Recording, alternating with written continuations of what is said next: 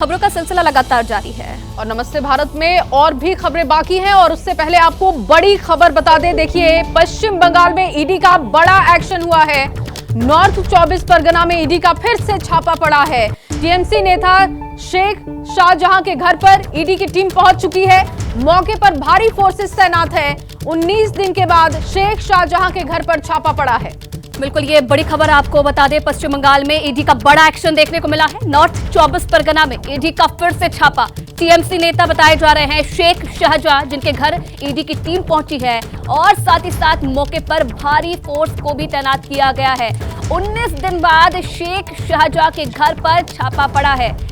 पूरा मामला राशन वितरण घोटाले से जुड़ा हुआ, जिसकी जांच के लिए ईडी की टीम पहुंची है टीएमसी नेता शेख शाहजहां के घर पर। और साथ ही साथ ये बड़ा एक्शन देखने को मिल रहा है। भारी फोर्स को भी तैनात किया गया है। पिछले दिनों हमने देखा था कि किस तरीके से ईडी की टीम पर हमला किया गया था और अब एक बार फिर से ईडी ने यहां छापा मारा है। बताया जा रहा है कि टीएमसी नेता के घर पर यह छापेमारी की गई है और मौके पर भारी फोर्स को तैनात भी किया गया है। 19 दिन बाद शेख शाहजहां के घर पर छापा मारा गया है। तो लगातार जो ईडी की टीम है वो जांच भी कर रही है। वीडियोग्राफी भी मौके पर इस वक्त छापेमारी की हो रही है। और 19 दिन पहले ईडी की टीम पर हमला हुआ था। 19 दिन बाद अब शेख शाहजहां के घर पर छापेमारी हुई है। ये बड़ी जानकारी इस वक्त की मिल रही है। नॉर्थ 24 परगना पहुंची है ईडी की टीम, जहां पर छापेमारी की है। टीएमसी नेता शेख शाहजहां के घर पहुंची है ईडी की टीम। 19 दिन पहले आपने देखा था कि किस तरीके से ईडी की टीम पर हमला हुआ था, जिसके बाद भारी हंगामा हुआ था। आरोप प्रत्यारोप का दौर उस वक्त जारी था और अब 19 दिन बाद शेख शाहजहां के घर पहुंची है ईडी की टीम, जहां पर छापेमारी की गई है, जांच की जा रही है और आज मौके पर भारी पुलिस फोर्स को भी तैनात किया गया है, ताकि कोई अव्यवस्था पहले की तरह ना देखने को मिले। और इसलिए जो पुलिस फोर्स है वहां पर उन्हें तैनात किया गया है। छापेमारी की वीडियोग्राफी भी की जा रही है। टीएमसी नेता शेख शाहजहां, जिनके घर पर इस वक्त ईडी की टीम पहुंची हुई है। राशन वितरण घोटाले का ये पूरा मामला है। किस तरीके की संलिप्तता थी शेख शाहजहां की इस पूरे मामले में, इस पूरे घोटाले में, इसकी जांच फिलहाल ईडी की तरफ से की जा रही है। तो जितने भी ठिकाने हैं शेख शाहजहां के नॉर्थ 24 परगना में, वहां पर ईडी की टीम पहुंची हुई है और इस वक्त जांच चल रही है। सुबह सुबह ये बड़ा एक्शन ईडी की टीम का इस वक्त पश्चिम बंगाल में देखने को मिल रहा है। बार फिर से ईडी का छापा पड़ा है। टीएमसी के नेता के घर पर ईडी की टीम पहुंची है और 19 दिनों के बाद शेख शाहजहां के घर पर ईडी की टीम पहुंच चुकी है। मौके पर भारी फोर्सेस की तैनाती की गई है। आपको बताएं कि नॉर्थ 24 परगना में ईडी का फिर से छापा पड़ा। टीएमसी नेता शेख शाहजहां के घर पर ईडी की टीम पहुंच चुकी है। इससे पहले जब ईडी की टीम पहुंची थी तो काफी बवाल हुआ था, वहां पर तोड़फोड़ की गई थी। और अब देखिए, 19 दिनों के बाद, ठीक 19 दिनों के बाद फिर से ईडी की टीम पहुंच चुकी है। और मेरे सहयोगी ज्यादा जानकारी के साथ प्रकाश सिन्हा इस वक्त जुड़ चुके हैं। प्रकाश, 19 दिनों के बाद एक बार फिर से टीएमसी नेता के घर टीम पहुंच चुकी है, क्या कुछ अभी अपडेट है? देखिए, हम देख पा रहे हैं लगभग 1 घंटा हो गया ईडी के अधिकारी जो है टीएमसी नेता शेख शाहजहां के घर के भीतर तलाशी अभियान, जो सर्च ऑपरेशन है, वो चला रहे हैं। और आपको याद होगा इसी महीने के 5 तारीख को ईडी के ऑफिसर्स जब इस घर पे तलाशी अभियान सर्च ऑपरेशन के पहुंचे थे, उस दिन उन पे हमला किया गया था। 3 ईडी के ऑफिसर का सिर फोड़ दिया गया था, उन्हें अस्पताल में भर्ती करना पड़ा था। और ठीक आज मैं देख सकता हूँ 19 दिन के बाद ईडी के ऑफिसर फिर उसी घर के सामने पहुंचे। इस बार 125 सीआरपीएफ के जवानों को लेकर यहाँ का माहौल देख के मालूम हो रहा है कि कोई युद्ध का रण क्षेत्र हो। 125 जो सीआरपीएफ के जवान है, केंद्रीय बल जो है, उन्होंने पूरे इलाके को घेर के रखा है। और उसकी पोस्टिंग में ही इस वक्त हम देख सकते हैं ईडी के ऑफिसर 10 ऑफिसर शेख शाहजहां, जो तृणमूल कांग्रेस के इस इलाके के 36 खाली इलाके के नेता हैं, घर में इस वक्त सर्च ऑपरेशन चल रहा है। राशन घोटाला मामला है। राशन घोटाला मामला 10,000 करोड़ रुपए का घोटाला किया गया है, ऐसे तथ्य हमें मिल रहे हैं ईडी सूत्रों के हवाले से। और उसी घोटाले में 5 तारीख के बाद आज फिर ईडी के 10 ऑफिसर 125 केंद्रीय बल के जवान, सीआरपीएफ के जवानों को लेके इस वक्त तलाशी अभियान चला रहे हैं। देखना ये होगा कि यहाँ से अब क्या कुछ मिलता है, यही देखने की बात होगी कि यहाँ से अब क्या कुछ मिलता है। तलाशी अभियान खत्म होने के बाद ये जानकारी हमें ईडी सूत्रों के माध्यम से मिल पाएगी। बहुत शुक्रिया प्रकाश तमाम जानकारी के लिए। तो देखिए टीम वहां पर पहुंची है और सुबह से छापेमारी चल रही है। 19 दिनों के बाद एक बार फिर से ईडी की टीम पहुंची है और वहां पर जिस तरीके से अतिरिक्त फोर्सेस लगाई गई हैं, आपको याद होगा कि अब से 19 दिन पहले जब ईडी की टीम पहुंची थी तो ईडी की टीम पर भी हमला किया गया था और इसके बाद भारी पुलिस फोर्सेस के साथ ईडी की टीम शेख शाहजहां के घर पर पहुंची है, जिसकी तस्वीरें लगातार आपको दिखा रहे हैं। अयोध्या में रामलला की प्राण प्रतिष्ठा के बाद अब पूरा देश राममय है, क्योंकि 500 सालों का लंबा इंतजार खत्म हुआ है और अब अयोध्या में राम मंदिर के दरवाजे आम लोगों के लिए खुल चुके हैं। आज दर्शन करने का दूसरा दिन है, जिसकी सीधी तस्वीरें हम आपको दिखाते हैं और साथ ही बड़ी जानकारी आपको दे, आज दर्शन का दूसरा दिन है और आज भी श्रद्धालुओं का सैलाब राम मंदिर में देखा जा सकता है। देर रात से श्रद्धालु कतार में खड़े हुए हैं, गर्भगृह में वरिष्ठ अधिकारियों की मौजूदगी है, व्यवस्थित तरीके से लाइन में दर्शन आज कराए जा रहे हैं। बीते कल एक तस्वीर सामने आई थी जब अव्यवस्था वहां पर नजर आ रही थी, लेकिन आज श्रद्धालु काफी संतोषजनक नजर आए। हालांकि संख्या काफी ज्यादा है, लेकिन बावजूद इसके व्यवस्थाएं इस बार दूसरे दिन काफी माकूल नजर आ रही हैं। जिनकी तस्वीरें आप इस वक्त देख रहे हैं राम मंदिर की तस्वीरें, जहां पर पूरी सिक्योरिटी व्यवस्था के बीच श्रद्धालुओं को दर्शन कराए जा रहे हैं। वहां पर जो कतारें लगी हैं, श्रद्धालु भी पूरे भक्ति भाव के साथ वहां पर कोऑपरेट करते नजर आ रहे हैं।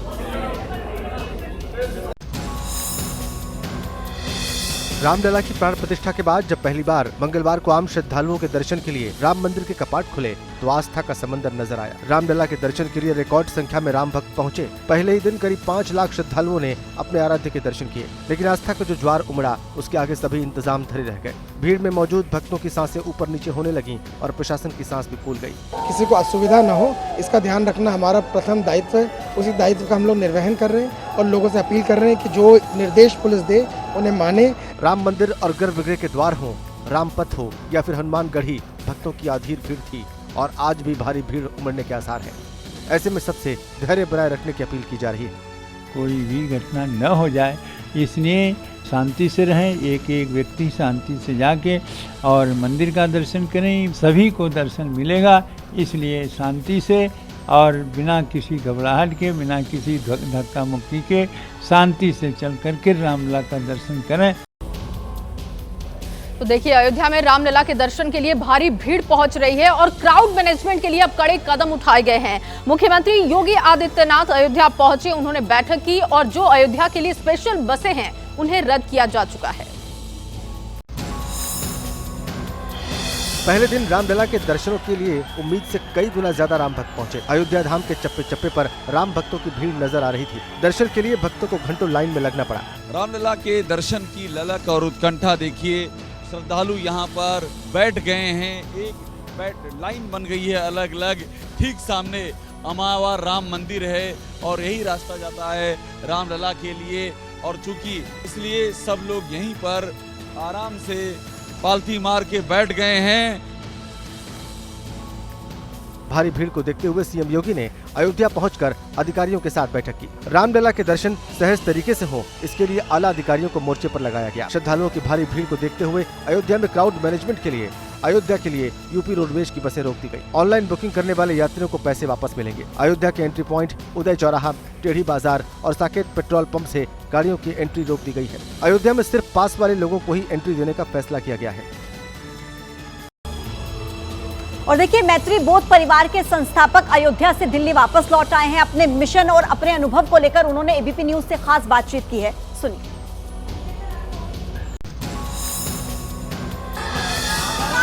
हाथों में बैनर, तख्तियां, गुलाब के फूल लेकर मंत्रोच्चार करती है महिलाएं, पुरुष, बच्चे और बुजुर्ग मैत्रेय दादाश्री के अनुयायी हैं। अयोध्या से वापस आने पर स्वागत के लिए दिल्ली एयरपोर्ट पहुंचे थे।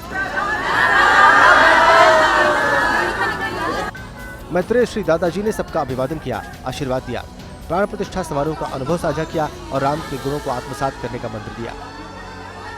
प्रभु राम का प्राण प्रतिष्ठा आप भी देखकर आए हैं, आपके लिए ये पूरा अद्भुत क्षण कैसा था, कैसा रहा अनुभव? देखो, आत्मा को तृप्ति देने वाला था अनुभव ये, और प्रभु श्री राम जी ने जो संस्कार सिखाए हैं, जो प्रेम सिखाया है, वो सभी तक पहुंचाना है। त्याग की जो बातें हैं और सभी के प्रति प्रेम का भाव रखना, करुणा का भाव रखना, ये हम भी हमारे जीवन में फॉलो करते हैं और हम सभी को ये सिखाते हैं कि आप ऐसे बने रहिए। देखो जो ऐसे व्यक्ति थे, आप ऐसा देखिए कि उनके जैसा कोई बन नहीं पाया। एक ही बार जन्म हुआ, उसके बाद कोई बन नहीं पाया, पर कोशिश सभी कर सकते हैं। तब सही मायने में राम राज्य आएगा और देश विश्व गुरु बनेगा। एक बार फिर से स्वागत है आप सभी का। आगे बढ़ेंगे बड़ी खबर के साथ। तो देखिए, कांग्रेस अध्यक्ष मल्लिकार्जुन खड़गे ने गृह मंत्री अमित शाह को चिट्ठी लिखी है। भारत जोड़ो न्याय यात्रा की सुरक्षा पर यह चिट्ठी लिखी गई है। असम में यात्रा की सुरक्षा को लेकर खड़गे ने चिट्ठी लिखी है और ये चिट्ठी भी आप देख सकते हैं जिस तरीके से बवाल हुआ था, उसके बाद अब कांग्रेस अध्यक्ष मल्लिकार्जुन खड़गे ने गृह मंत्री अमित शाह को चिट्ठी लिखी है। और इस खबर पर और ज्यादा जानकारी देंगे हमारे संवाददाता आशीष सिंह। आशीष, सुरक्षा में लापरवाही देखने को मिली थी, उसके बाद अब ये चिट्ठी लिखी गई है। क्या इस चिट्ठी में जिक्र किया गया है मल्लिकार्जुन खड़गे की तरफ से? देखिए, कांग्रेस अध्यक्ष ने चिट्ठी लिखी है गृह मंत्री को और शिकायत दर्ज कराई है और ये मांग की है कि वो डीजीपी को इंस्ट्रक्ट करें राज्य के कि राहुल गांधी की भारत जोड़ो न्याय यात्रा को बाधित न किया जाए। और आपने देखा है जिस तरह से पिछले 2-3 दिन से लगातार कांग्रेस की तरफ से आरोप लगाया जा रहा है कि राहुल गांधी की यात्रा जहां से भी असम में जिन जिन इलाकों से होकर गुजर रही है वहां उन्हें तमाम भारतीय जनता पार्टी के कार्यकर्ता सामने आ रहे हैं, रोकने की कोशिश करें। कई जगह हिंसक झड़प भी हो जा रही थी और यहाँ तक मामला बढ़ गया था कि कल हिमंत बिस्वा शर्मा ने बाकायदा ट्वीट करके ये जानकारी तक दी कि राहुल गांधी, केसी वेणुगोपाल, इन जैसे नेताओं और कन्हैया कुमार के खिलाफ बाकायदा एफआईआर तक दर्ज कराई गई। तो इतना ज्यादा टकराव बढ़ गया है कि कांग्रेस लगातार 3 दिन से आरोप लगा रही कि जानबूझ करके राहुल गांधी की यात्रा को असम में बाधित किया जा रहा है। और इन्हीं सब शिकायतों को लेकर मल्लिकार्जुन खड़गे ने होम मिनिस्टर को चिट्ठी लिखी है। जैसा मैंने आपसे बताया कि उन्होंने मांग की है कि डीजीपी को इंस्ट्रक्शन दिया जाए कि राहुल गांधी के साथ उनकी यात्रा को इस तरह से बाधित न की जाए। जी ठीक है आशीष, बहुत धन्यवाद आपका तमाम जानकारी देने के लिए। तो ये चिट्ठी भी आप देख सकते हैं मल्लिकार्जुन खड़गे की तरफ से जो लिखी गई है। और चलिए अब आपको दिखाते हैं हमारा स्पेशल सेगमेंट, जिसके लिए चलते हैं आपको मेरी सहयोगी पूजा के पास। धन्यवाद आयुषी। देखिए, जननायक कर्पूरी ठाकुर की आज 100वीं जयंती है और दिल्ली से लेकर पटना तक कई तरह के कार्यक्रमों का आयोजन किया जा रहा है। केंद्र सरकार की तरफ से कर्पूरी ठाकुर के मरणोपरांत उन्हें भारत रत्न देने का फैसला किया गया। सामाजिक न्याय के बड़े मसीहा माने जाने वाले कर्पूरी ठाकुर ने ही पहली बार बिहार में ओबीसी को आरक्षण देने का फैसला किया था। अब बिहार की राजनीति, जो कि जनगणना और कहीं ना कहीं आरक्षण के इर्द गिर्द घूम रही है, अब इस फैसले के बाद उसमें कोई बड़ा बदलाव होना तय माना जा रहा है।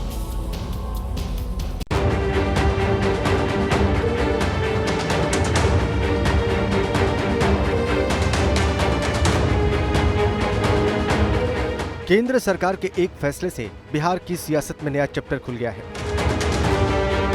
फैसला है बिहार के पूर्व सीएम और सामाजिक न्याय के पुरोधा कहे जाने वाले कर्पूरी ठाकुर को भारत रत्न देने का। केंद्र सरकार ने कर्पूरी ठाकुर को मरणोपरांत भारत रत्न देने का फैसला किया। 24 जनवरी यानी आज कर्पूरी ठाकुर की 100वीं जयंती है। ठीक इससे एक दिन पहले जब केंद्र सरकार ने कर्पूरी ठाकुर को भारत रत्न देने का ऐलान किया तो दिल्ली से बिहार तक सियासी बयानबाजी और जश्न की शुरुआत हो गई। नरेंद्र मोदी जिंदाबाद, जिंदाबाद, जिंदाबाद, भारत माता की जय। नरेंद्र मोदी जिंदाबाद, जिंदाबाद, जिंदाबाद, भारत माता की जय, भारत माता की जय।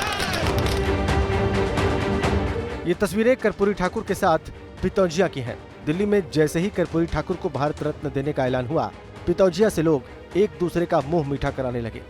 भारत सरकार को मैं अपनी तरफ से और बिहार की जनता की तरफ से और समाजवादियों के सहयोगी जो मांग रहे थे उनकी तरफ से मैं भारत सरकार को बधाई देना चाहता हूं।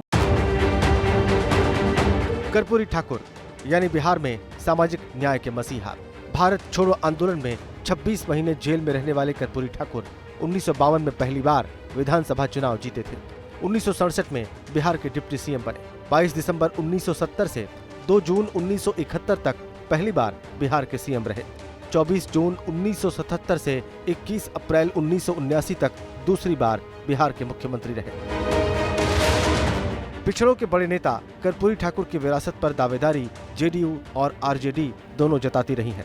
अब इस दावेदारी में बीजेपी भी शामिल हो गई है।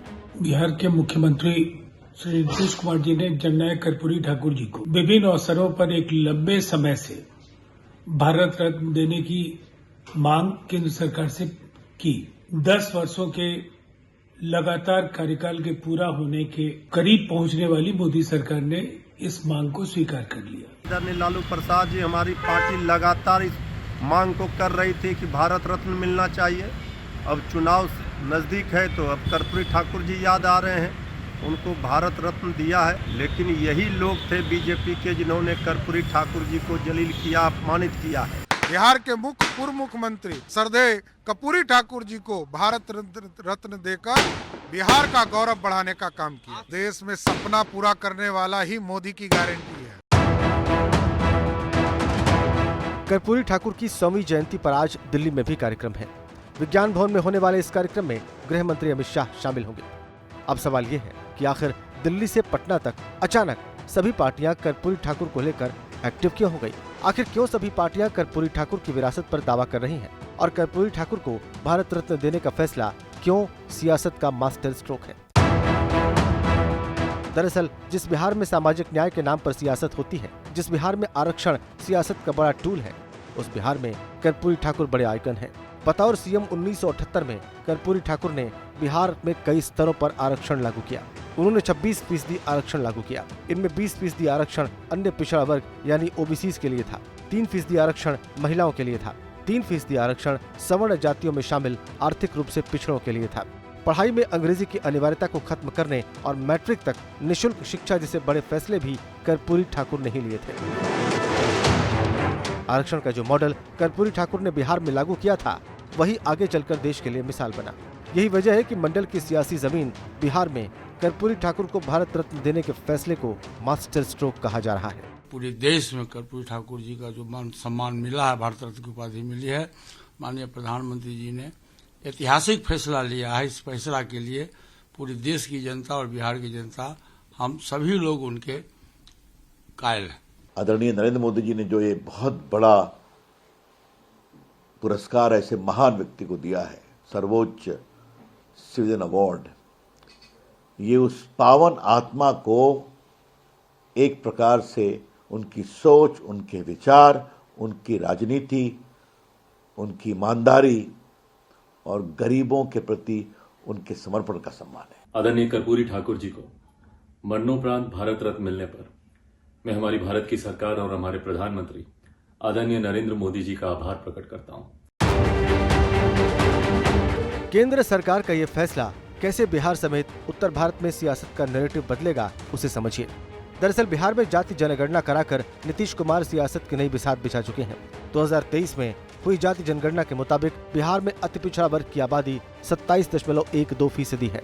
अत्यंत पिछड़ा वर्ग यानी ईबीसी की आबादी 36.01% है। अनुसूचित जाति की आबादी 19.65%, अनुसूचित जनजाति 1.68%, सवर्ण 15.52% है। यानी बिहार की आबादी का बड़ा हिस्सा 84.46% आबादी आरक्षण के दायरे में आती है। इस वोट बैंक पर अब तक नीतीश कुमार की जेडीयू और लालू प्रसाद यादव की आरजेडी की दावेदारी रहती थी और ये वोट बैंक इन पार्टियों के साथ था भी। लेकिन अब कर्पूरी ठाकुर जैसे आइकन को भारत रत्न देने के फैसले के बाद बीजेपी ने भी इस वोट बैंक में मजबूत सेंधमारी की पहल कर दी है। जननायक कर्पूरी ठाकुर को यह सम्मान आदरणीय प्रधानमंत्री नरेंद्र मोदी जी ने देकर उस श्रृंखला में एक और इतिहास में कीर्तिमान स्थापित किया है कि 2014 के बाद देश के ऐसे जो बड़े महानायक हैं उनको पहली बार भारत रत्न या पद्म पुरस्कार जैसी चीजें मिल रही हैं। अति पिछड़ों की लड़ाई लड़ने वाले कर्पूरी जी को एक दूसरे अति पिछड़े के बेटे नरेंद्र मोदी ने भारत रत्न की उपाधि से सम्मानित करने का काम किया है। लालू यादव, नीतीश कुमार मांग करते थे कि भारत रत्न दिया जाए, लेकिन जब स्वयं केंद्र में मंत्री थे तो क्यों नहीं दिलवा पाए। कर्पूरी ठाकुर को भारत रत्न देने के ऐलान के साथ ही बिहार से अब बीजेपी ने कमंडल के साथ मंडल का भी मेल मजबूत किया है। इसका असर भी दिखने लगा है। सीएम नीतीश कुमार ने कर्पूरी ठाकुर को भारत रत्न देने पर जो ट्वीट किया, पहले उसमें पीएम का नाम नहीं था, लेकिन चंद मिनट बाद ही अपना पुराना ट्वीट डिलीट कर नीतीश ने नया ट्वीट किया। इस ट्वीट में पीएम मोदी को धन्यवाद किया गया है। तो क्या कर्पूरी ठाकुर को भारत रत्न के ऐलान के साथ ही बिहार की सियासत में नया चैप्टर शुरू हो गया है? क्या नीतीश को वो मुद्दा मिल गया है जो उनके लिए पाला बदल का आधार बनेगा? क्या मंडल प्लस कमंडल वाली बीजेपी की सियासत अब पूरे उत्तर भारत में राजनीति को बदल देगी? और चलिए अब देखिए 2 मिनट में देश की खबरें। आज अपने आवास पर झांकी कलाकारों और एनसीसी कैडेट से मिलेंगे प्रधानमंत्री मोदी। सभी कैडेट्स 26 जनवरी की परेड में शामिल हैं। गुवाहाटी में यात्रा रोके जाने पर राहुल गांधी का बयान, कहा असम सरकार जो कर रही है उसका फायदा ही हो रहा है। 4 फरवरी को बिहार के दौरे पर आएंगे पीएम मोदी। बेतिया सांसद ने जानकारी दी है, करीब 6000 करोड़ की योजनाओं का शिलान्यास और उद्घाटन करेंगे।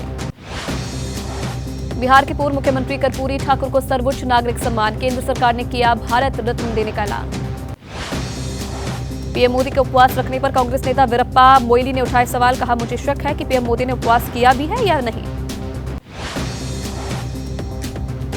राहुल गांधी का बयान, राम मंदिर उद्घाटन को बताया बीजेपी का राजनीतिक कार्यक्रम, जल्द ही देश के लोगों के सामने रखेंगे एजेंडा। रामलला के दर्शन के लिए भारी संख्या में उमड़ रहे हैं श्रद्धालु, मंदिर खुलते ही लगा श्रद्धालुओं का तांता। रामलला के दर्शनों के लिए उमड़ी भीड़ को नियंत्रित करने के लिए सुरक्षा एजेंसियों के छूटे पसीने, 10 बैरिकेड लगाकर हो रहा भीड़ का नियंत्रण। राम मंदिर में दर्शन के लिए भक्तों की भारी भीड़ पर लखनऊ जोन के एडीजी पीयूष मोडिया ने कहा कि लोग धैर्य न खोएं। गर्भगृह के अंदर भक्तों की व्यवस्थित आवाजाही पर यूपी के प्रमुख सचिव गृह संजय प्रसाद की नजर, भक्तों की व्यवस्थित आवाजाही की निगरानी के लिए मंदिर के गर्भगृह में पहुंचे। देखिए, अयोध्या में श्रद्धालुओं के लिए रामलला के दर्शन का आज दूसरा दिन है। आम दर्शन के पहले दिन दर्शन का रिकॉर्ड बना। पहले दिन करीब 5 लाख भक्तों ने रामलला के दर्शन किए और आज भी दर्शन के लिए लाखों भक्तों के मंदिर में पहुंचने की उम्मीद है। अयोध्या में बढ़ती भीड़ को देखते हुए यूपी सरकार ने क्राउड मैनेजमेंट के लिए अहम कदम भी उठाए हैं। अयोध्या के लिए चलने वाली स्पेशल बसों को रोक दिया गया है। क्या कुछ और इंतजाम है, इस रिपोर्ट में देखिए।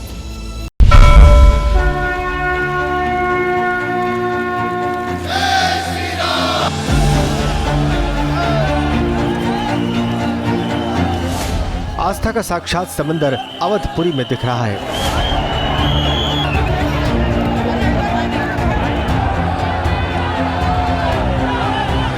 पाँच 500 सालों बाद रामलला मंदिर में विराजे तो दर्शन के लिए श्रद्धालुओं का सैलाब उमड़ आया।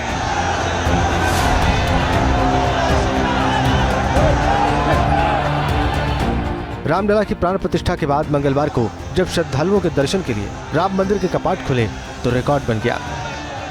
पहले ही दिन करीब 5 लाख राम भक्तों ने अपने आराध्य के दर्शन किए। रामलला के दर्शन के लिए श्रद्धालु इतने व्याकुल थे कि सुबह 3 बजे से ही मंदिर के मुख्य द्वार पर भीड़ जुटने लगी थी। रामलला के दर्शन के लिए लोग घंटों लाइन में खड़े होकर इंतजार करते रहे।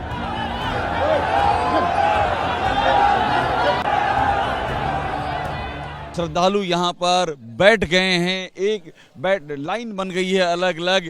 ठीक सामने अमावर राम मंदिर है और यही रास्ता जाता है रामलला के लिए। सुकून से बैठे इंतजार कर रहे हैं जी। और ये सुकून जो है अब धीरे धीरे अपने चरम की ओर है। कितने बजे से हो रहा है इंतजार? हम रात से बैठे हैं। आप रात से बैठे? जी, रात से बैठे हैं रामलला के दर्शन करें। 500 वर्षों का इंतजार हम लोग ने किए हैं। बच्ची को भी ले? जी, बच्ची को भी लेके आए हैं और 500 वर्षों का हमारा आज इंतजार खत्म हो रहा है। समय गुजरता गया और भक्तों की भीड़ बढ़ती गई। दोपहर होते होते भक्तों का हुजूम उमड़ पड़ा। अचानक भीड़ इतनी बढ़ी कि पुलिस कंट्रोल ही नहीं कर पाई।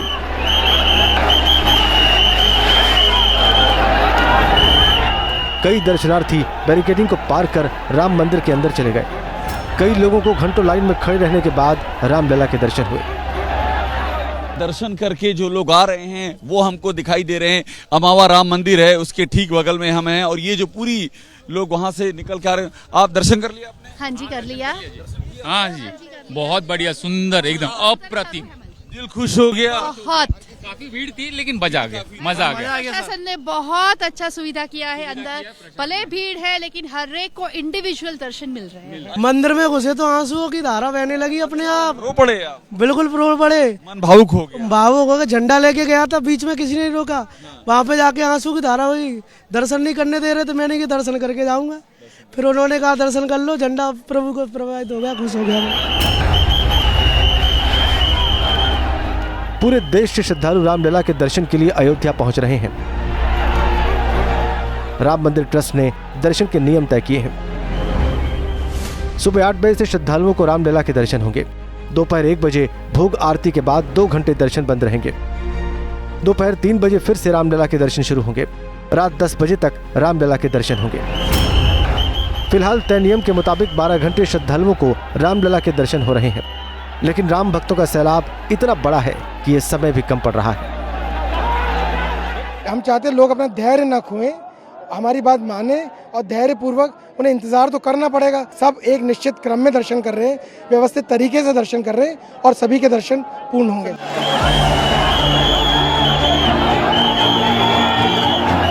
भक्तों की भीड़ और व्यवस्था का जायजा लेने के लिए सीएम योगी आदित्यनाथ अयोध्या पहुंचे।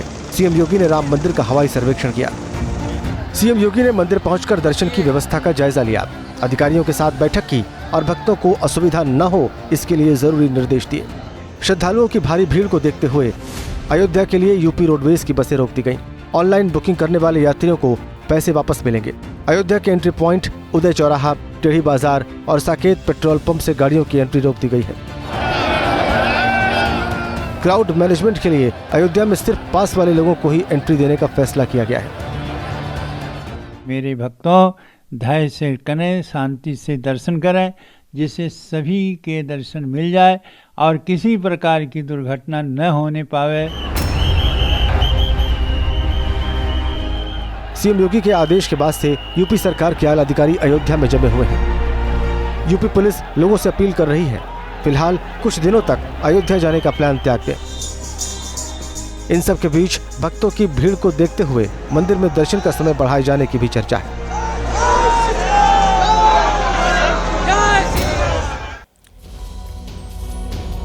तो अयोध्या में रामलला की प्राण प्रतिष्ठा समारोह से पहले पीएम मोदी ने 11 दिनों का विशेष अनुष्ठान व्रत रखा था। रामलला की प्राण प्रतिष्ठा के बाद पीएम मोदी ने श्री राम जन्मभूमि तीर्थ क्षेत्र ट्रस्ट के कोषाध्यक्ष स्वामी गोविंद गिरी जी महाराज के हाथों चरणामृत पीकर अपना व्रत तोड़ा। स्वामी गोविंद गिरी जी महाराज ने पीएम के तप और यम नियम पर एबीपी न्यूज से खास बातचीत की है। जब प्रधानमंत्री मोदी प्राण प्रतिष्ठा के कार्यक्रम में हिस्सा ले रहे थे, उस दौरान आपने इन्हें देखा होगा, केंद्रीय भूमिका में थे। तो स्वागत करिए स्वामी श्री गोविंद देव गिरी जी महाराज का। आप कोषाध्यक्ष हैं श्री राम जन्मभूमि तीर्थ क्षेत्र के। बहुत बहुत स्वागत आपका मंच पर। स्वामी जय सिया राम। एक बहुत बड़ा काम हो गया और आप लगातार इसके लिए लगे हुए थे। अब जबकि ये सारा कुछ काम हो गया है, कैसा आप महसूस कर रहे हैं? अभी की क्या अनुभूति है?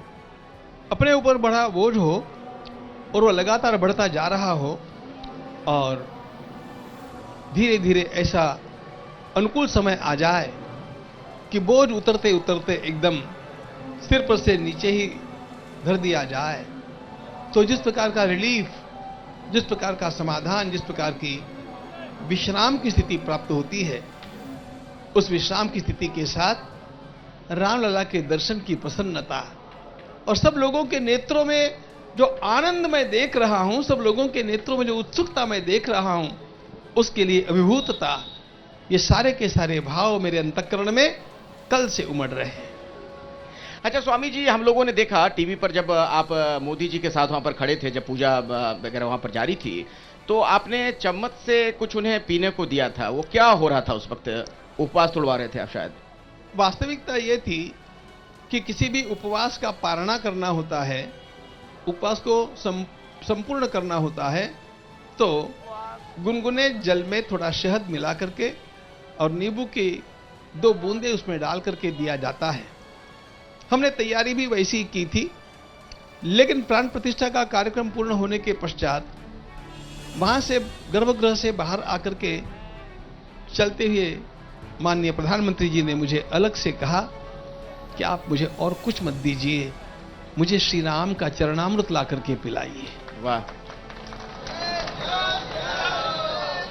भगवान श्री राम का चरणामृत ला करके ही उनको पिलाया गया। अच्छा, आप ही ने मोदी जी को सलाह दी थी कि 3 दिनों तक आप भूमि पर शयन करें? जी, लगभग 20 दिन पूर्व, प्रतिष्ठा के 20 दिन पूर्व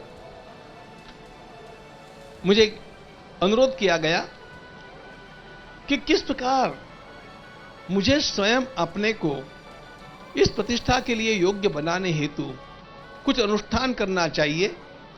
जप, तप, दान, स्नान आदि जो भी आपके यम नियम हो मुझे समझा दीजिएगा। तब हमने उनसे कहा था कि उन्हें 11 दिनों तक एकभुक्त रहना चाहिए, 3 दिनों तक केवल फलाहारी करना चाहिए। पूर्ण उपवास करने की बात हमने केवल अंतिम दिन के लिए कही थी, लेकिन जो हमने कहा था उसको उन्होंने इतना अधिक कड़ा बना लिया कि 11 दिनों तक उन्होंने पूरा उपवास किया और वे केवल नारियल का जल और नींबू का शरबत पानी लेते रहे। 3 दिन तक केवल भूमि शयन करने के लिए हमने कहा था, वह भी मैंने भूमि शयन करने के लिए नहीं कहा था, चौकी पर कंबल बिछा करके आप सो सकते हैं, पलंग पर नहीं सोना, इतना ही कहा था। 11 दिनों तक उन्होंने भूमि शयन किया। ये सारा तप हम लोगों को ये सिखाता है कि अपने जीवन में अपनी योग्यता को निरंतर बढ़ाते रहना चाहिए और हमारा अन्नमय कोश, प्राणमय कोश, मनोमय कोश, विज्ञानमय कोश, आनंदमय कोश, ये सारे कोश शुद्ध होते होते व्यक्तित्व को निखर करके आना चाहिए। तब जाकर के हमारा व्यक्तित्व उस भगवत शक्ति को किसी प्रतिमा में विराजमान करने के लिए सिद्ध होता है। बहुत बहुत धन्यवाद। आपने न सिर्फ मंदिर के बारे में दर्शकों तक पूरी जानकारी पहुंचाई, मोदी जी के साथ पिछले दिनों में क्या वार्ता आपकी हुई, क्या अनुभव रहा, उसे भी आपने दर्शकों के साथ साझा किया।